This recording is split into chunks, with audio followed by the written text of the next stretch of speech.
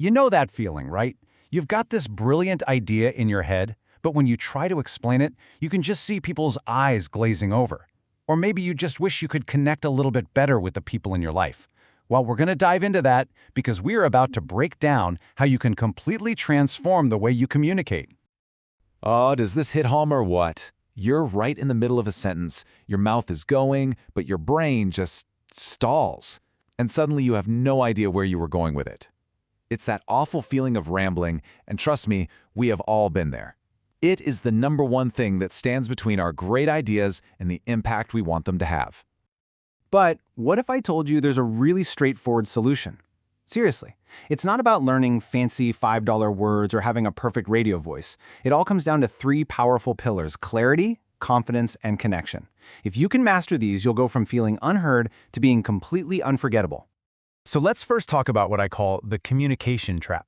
This is that zone where we feel unheard. It's when we ramble on, or we talk way too fast, or we just completely fail to make a connection. The good news? These are just habits, and any habit can be changed. Okay, our first pillar is all about mastering clarity. This is the art of going from rambling to actually resonating with people. And it starts not with the words you say, but with how you organize your thoughts before a single word leaves your mouth. It's about turning that mental chaos into a crystal clear message. And this slide just shows the difference perfectly. On the left, you've got that chaotic, tangled mess of ideas. That's rambling. But on the right, that's clarity, a structured thought ready to go.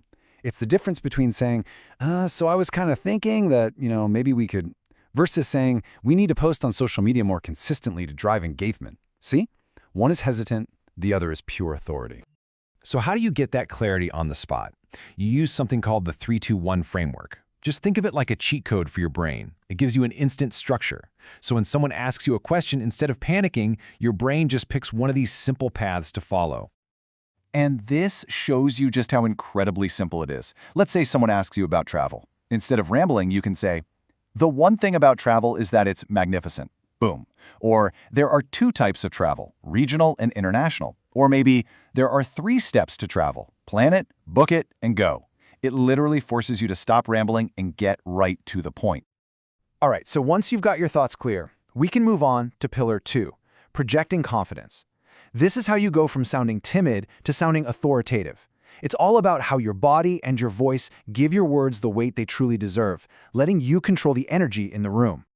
This is so important to understand. When your voice is weak or quiet, people subconsciously think your ideas are weak too. It's just how we're wired. But when your voice has strength, your conviction carries right along with it. Volume isn't just about being heard, it's about being felt. So how do we start building this physical confidence? Here's a super easy micro habit. Every single doorway you walk through becomes a trigger. Just for a second, pull your shoulders down and back, lift your head high. You're giving yourself an instant reset, literally stepping into every room as your most confident self. And here's another quick win for you.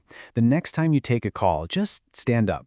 When you're sitting and slouched over, your body is actually squishing your lungs. The moment you stand, you free up your diaphragm, and that lets you project your voice with so much more power, more clarity, and more energy. They will literally hear the difference on the other end. And we can't forget 2 of the most overlooked tools in communication. First up, the strategic pause. Just a little silence, it gives your ideas room to breathe and actually makes you seem more confident, not less. And second, slow down your speech when you want to highlight something. It's like taking out a verbal highlighter pen. It signals to everyone, hey, listen up, this part's important. Okay, we've got clarity, we've got confidence. Now for the final pillar, and you could argue it's the most important one of all, creating connection. This is where we make the big shift from just talking at people to creating a real dialogue. It's how we make people feel truly seen and heard. And to do that, we use the LUV framework. It's a simple acronym: listen, understand, and validate. To truly listen means you're totally present, not just waiting for your turn to talk. To understand is to pay attention to all the nonverbal stuff. And to validate simply means you acknowledge their point of view, even if you don't agree with it. And that understand piece from the framework is absolutely critical. Why? Well, look at this number. A famous UCLA study found that a whopping 93% of emotional meaning in a conversation comes from nonverbal cues. 93%. That means your body language and your tone of voice are doing almost all of the talking. This all leads to a really powerful mindset shift. Just stop trying so hard to be interesting and instead focus on being interested. When you make that simple switch, everything else just falls into place. You start asking better questions, you listen on a much deeper level, and you become incredibly magnetic. So, how do we pull all of this together and make it a real part of our lives? It's all about building daily practices. Mastering clarity, confidence, and connection isn't something you learn overnight. It's a skill you build through small, consistent habits.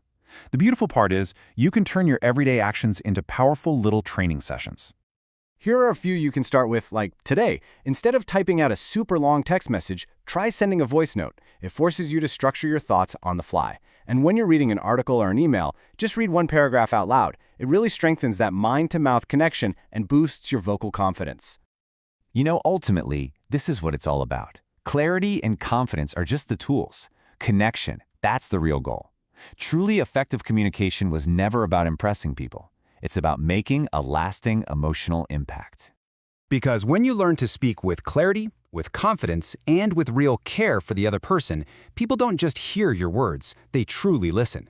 So the only question left is, how are you going to use that power?